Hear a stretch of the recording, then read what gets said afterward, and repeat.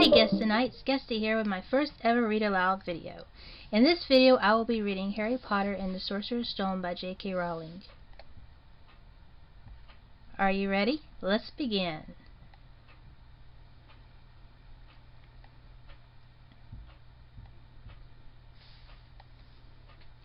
Harry Potter and the Sorcerer's Stone by J.K. Rowling.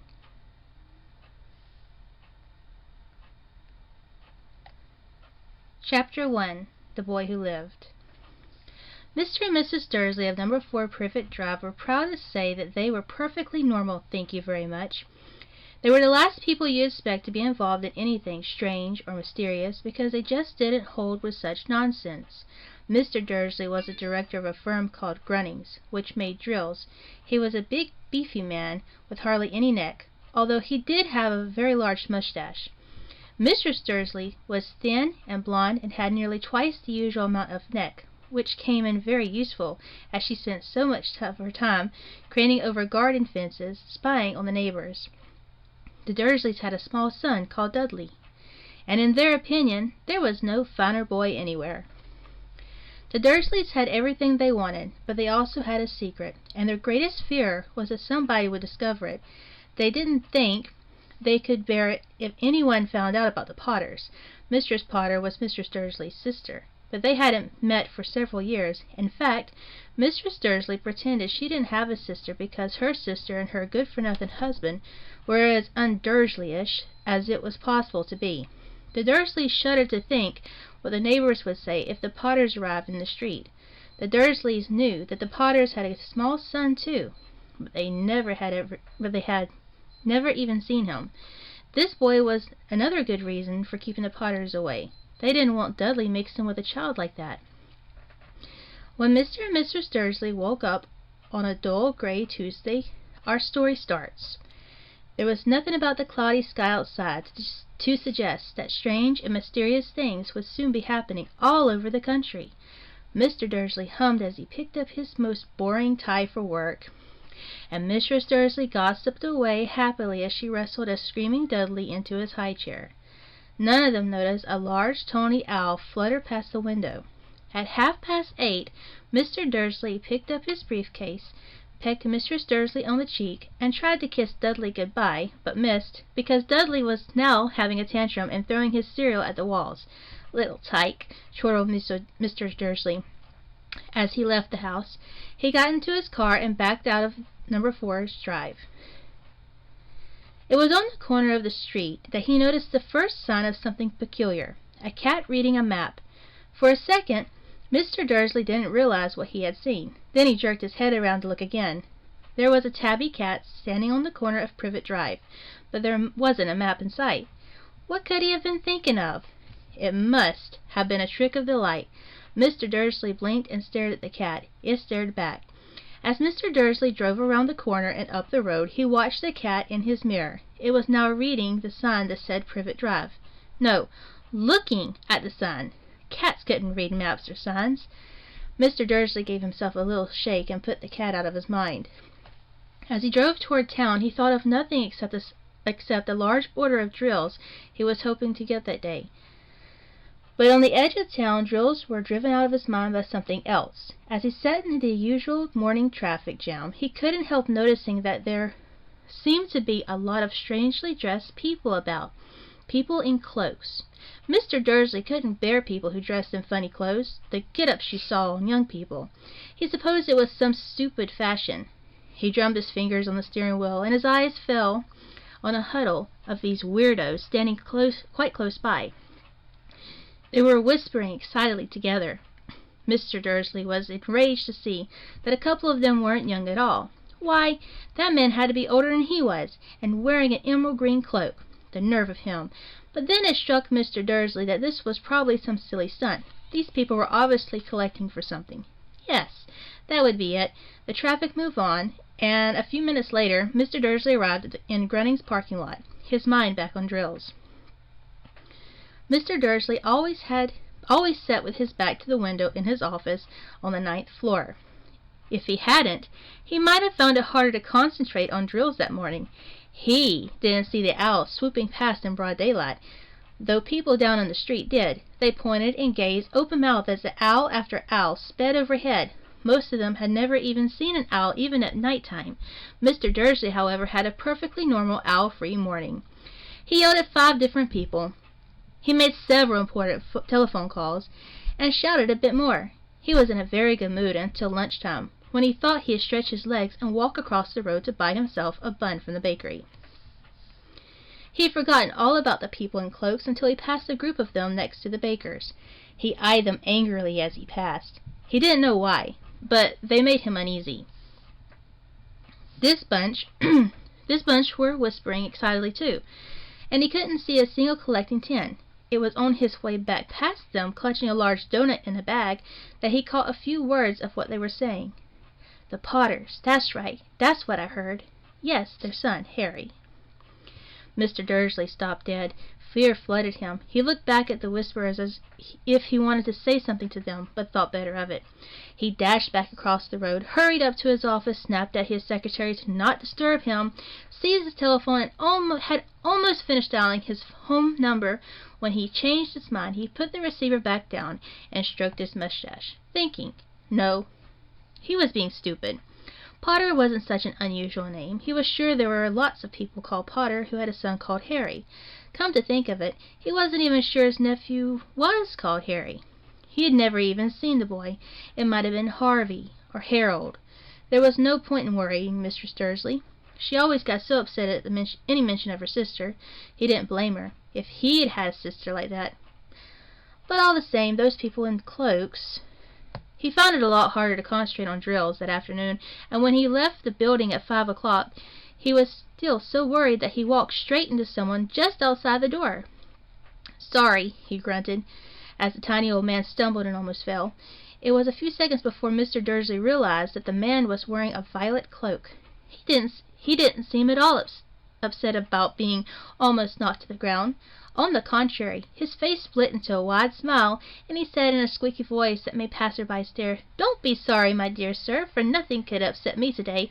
Rejoice, for you know who has gone at last. Even muggles like yourself should be celebrating this happy, happy day."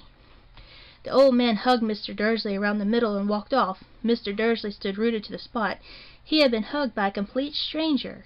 He also thought he had been called a muggle, whatever that was. He rattled. He hurried to his car and set off for home, hoping he was imagining things which he had never hoped before, because he didn't approve of imagination.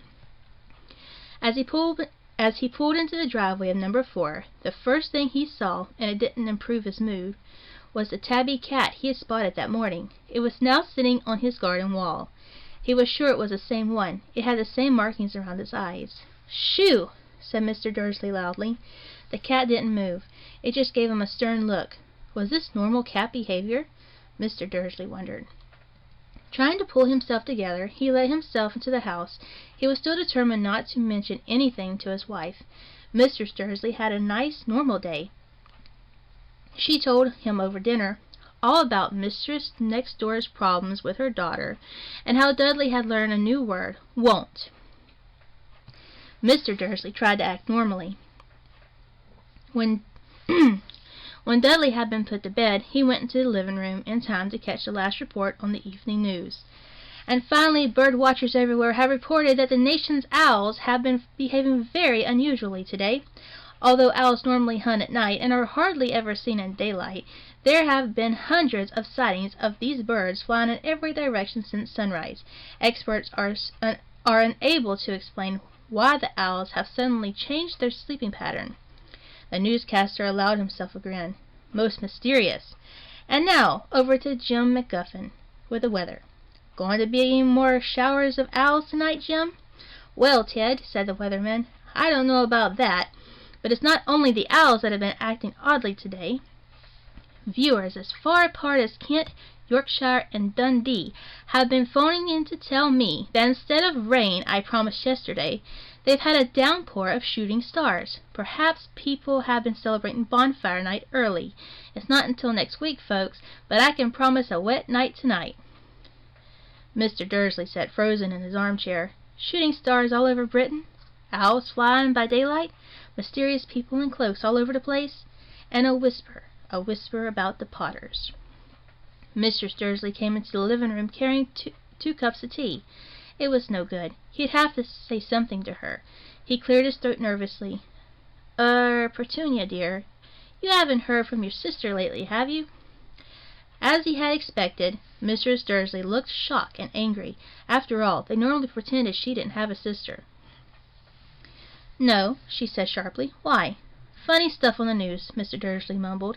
"Owls, shooting stars, and there were a lot of funny-looking people in town today." "So?" snapped Mrs. Dursley. "Well, I just thought maybe it was something to do with, her crowd." Mrs. Dursley sipped her tea through pursed lips. Mr. Dursley wondered whether he dared to tell her he had heard the name Potter. He decided he didn't dare. Instead, he said, as casually as he could, "Their son. He'd be about Dudley's age now, wouldn't he?" "I suppose so," said Mrs. Dursley stiffly. "What's his name again? Howard, isn't it? Harry. Nasty common name, if you ask me." "Oh, yes," said Mr. Dursley, his heart sinking horribly. "Yes, I quite agree."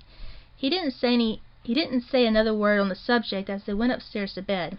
While Mrs. Dursley was in the bathroom, Mr. Dursley crept to the bedroom window and peered down into the front garden. The cat was still there. It was staring down Privet Drive, as though it were waiting for something. Was he imagining things? Could all this have anything to do with the Potters? If it did, if it got out that they were related to a pair of, well, he didn't think he could bear it.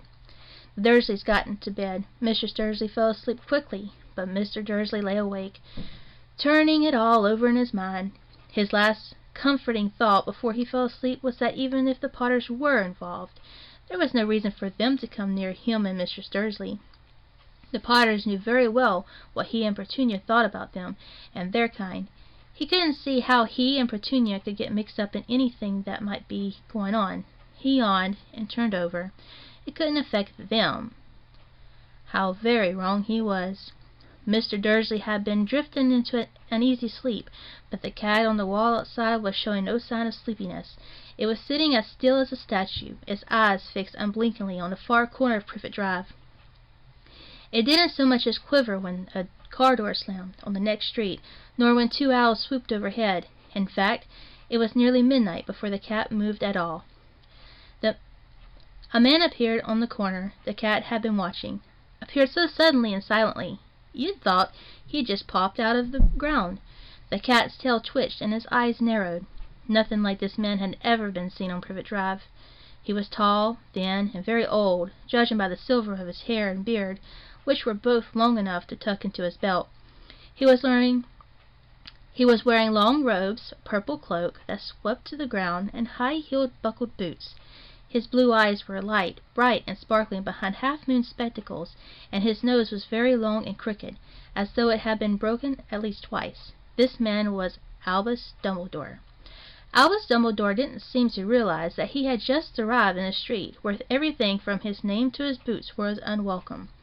He was busy rummaging in his cloak, looking for something. But he did seem to realize he was being watched, because he looked up suddenly at the cat, which was still staring at him from the other end of the street. For some reason, the sight of the cat seemed to amuse him. He chuckled and muttered, "I should have known." He found what he was looking for inside his pocket. It seemed to be a silver cigarette lighter. He flicked it open, held it up in the air, and clicked it. The nearest street lamp went out with a little pop. He clicked it again. The next lamp flickered into darkness. 12 times he clicked the put-outer until the only lights left on the whole street were 2 tiny pinpricks in the distance, which were the eyes of the cat watching them. If anyone looked out of their window now, even beady-eyed Mrs. Dursley, they wouldn't be able to see anything that was happening down on the pavement. Dumbledore slipped the put-outer back inside his cloak and set off down the street toward number 4, where he sat down on the wall next to the cat. He didn't look at it, but after a moment he spoke to it. "Fancy seeing you here, Professor McGonagall." He turned to smile at the tabby, but it had gone. Instead, he was smiling at a rather severe-looking woman, who was wearing square glasses exactly the shape of the markings the cat had around his eyes. She, too, was wearing a cloak, an emerald one. Her black hair was drawn into a tight bun. She looked distinctly ruffled. "How did you know it was me?" she asked. "My dear Professor, I've never seen a cat sit so stiffly." "You'd be stiff if you'd been sitting on a brick wall all day," said Professor McGonagall. "All day? When you could have been celebrating. I must have passed a dozen feasts and parties on my way here." Professor McGonagall sniffed angrily. "Oh, yes, everyone's celebrating all right," she said impatiently. "You'd think they'd be a bit more careful. But no, even the Muggles have noticed something's going on. It was on their news." She jerked her head back at the Dursleys' dark living room window. "I heard it. Flocks of owls. Shooting stars. Well, they're not completely stupid. They were bound to notice something. Shooting stars down in Kent. I'll bet that was Didalius Diggle. He never had much sense." "You can't blame them," said Dumbledore gently.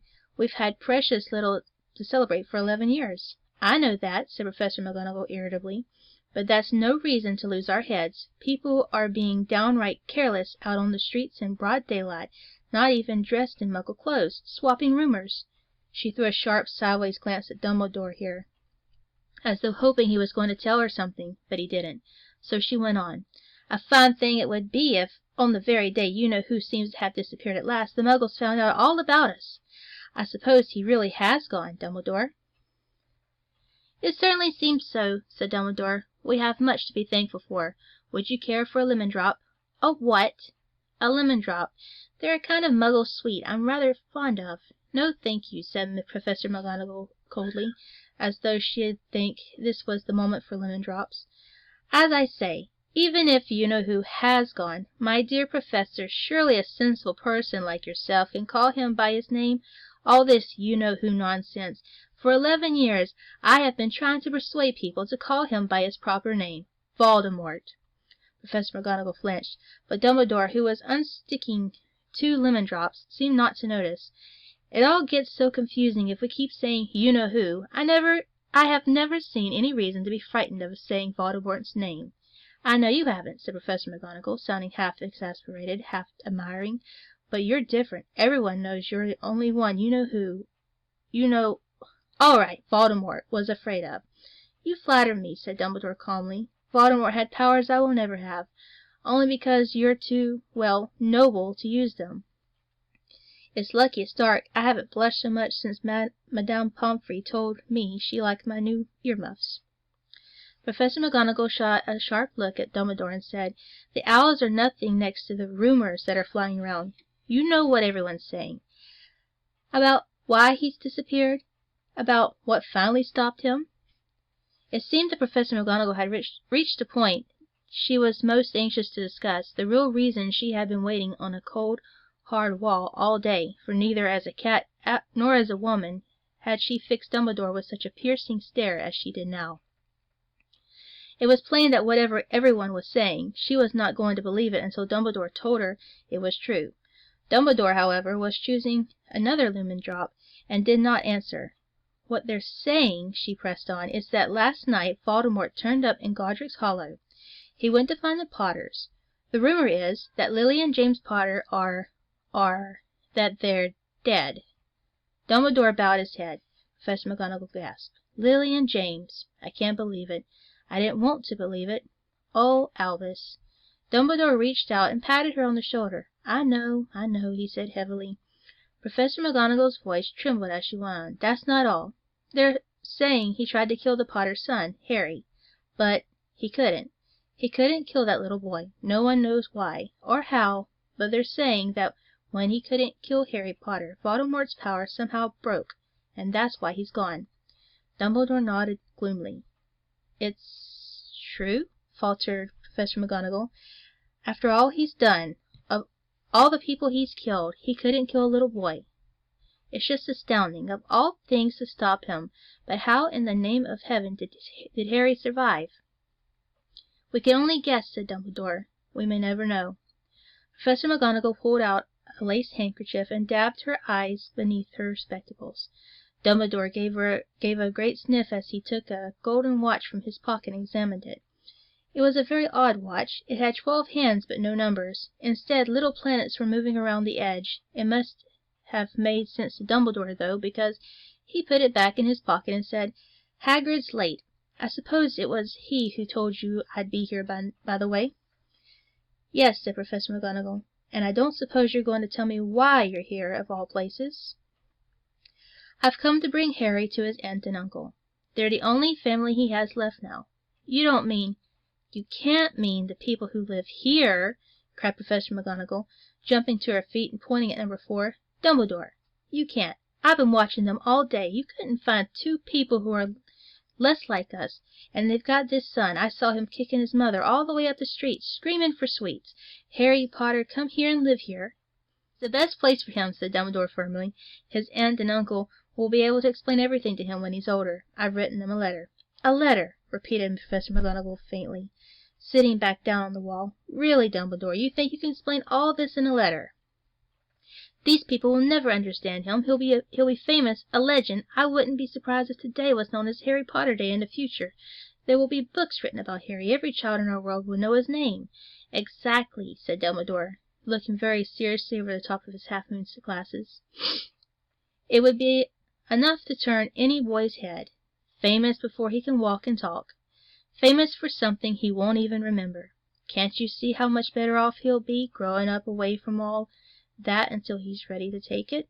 Professor McGonagall opened her mouth, changed her mind, swallowed, and then said, Yes, you're right, of course.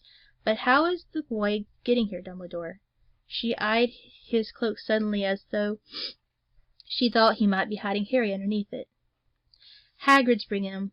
You think it wise to trust Hagrid with something as important as this? I would trust Hagrid with my life, said Dumbledore.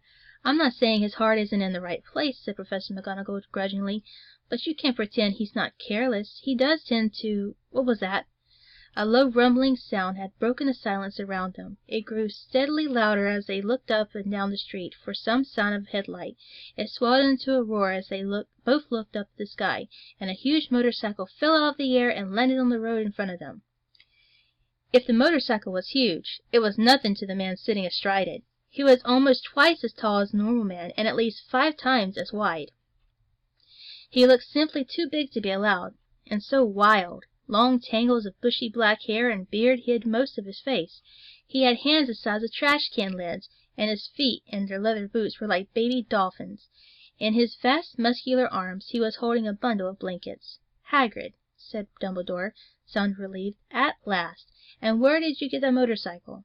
Borrowed it, Professor Dumbledore, sir, said the giant, climbing carefully off the motorcycle as he spoke. Young Sirius Black lent it to me. I've got him, sir. No problems, were there? No, sir. House was almost destroyed, but I got him out all right before the muggles started swarming around. He fell asleep as we were flying over Bristol. Dumbledore and Professor McGonagall bent forward over the bundle of blankets. Inside, just visible, was a baby boy, fast asleep. Under a tuft of jet black hair over his forehead they could see a curiously shaped cut, like a bolt of lightning. Is that where? Whispered Professor McGonagall. Yes, said Dumbledore. He'll have that scar forever. Couldn't you do something about it, Dumbledore? Even if I could, I wouldn't. Scars can come in handy. I have one myself above my left knee that is a perfect map of the London Underground. Well, give him here, Hagrid. We'd better get this over with. Dumbledore took Harry in his arms and turned toward the Dursleys' house. Could I say good-bye to him, sir? Asked Hagrid. He bent his great shaggy head over Harry and gave him what must have been a very scratchy, whiskery kiss. Then, suddenly, Hagrid let out a howl like a wounded dog. Shh! Hissed Professor McGonagall. You'll wake the muggles. Sorry, sobbed Hagrid, taking out a large spotted handkerchief and burying his face in it. But I can't stand it. Lily and James dead, and poor little Harry off to live with muggles. Yes, it's all very sad, but get a grip on yourself, Hagrid, or we'll be found, Professor McGonagall whispered, patting Hagrid gingerly on the arm as Dumbledore stepped over the low garden wall and walked to the front door. He laid Harry gently on the doorstep, took a letter out of his cloak, tucked it inside Harry's blankets, and then came back to the other 2. For a full minute the 3 of them stood and looked at the little bundle. Hagrid's shoulders shook. Professor McGonagall blinked furiously, and the twinkling light that usually shone from Dumbledore's eyes seemed to have gone out. Well, said Dumbledore finally, that's that.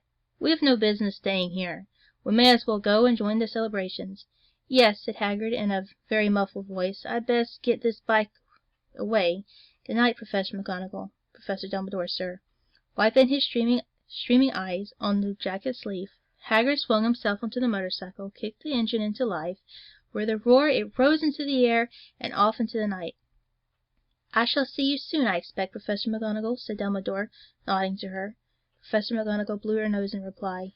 Dumbledore turned and walked back down the street. On the corner he stopped and took out the silver put-outer. He clicked it once, and 12 balls of light sped back to their street lamps so that Privet Drive glowed suddenly orange, and he could make out a tabby cat slinking around the corner of the other end of the street. He could just see the bundle of blankets on the step of number 4. "Good luck, Harry," he murmured. He turned on his heel, and with a swish of his cloak he was gone. A breeze ruffled the neat hedges of Privet Drive, which lay silent and tidy under the inky sky, the very last place you would expect astonishing things to happen.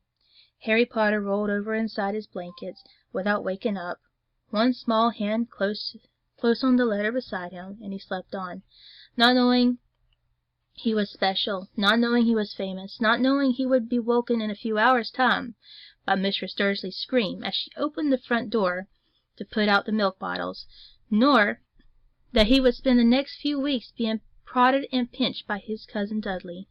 He couldn't know that at this very moment people meeting in secret all over the country were holding their glasses and saying in hushed voices, "To Harry Potter, the boy who lived."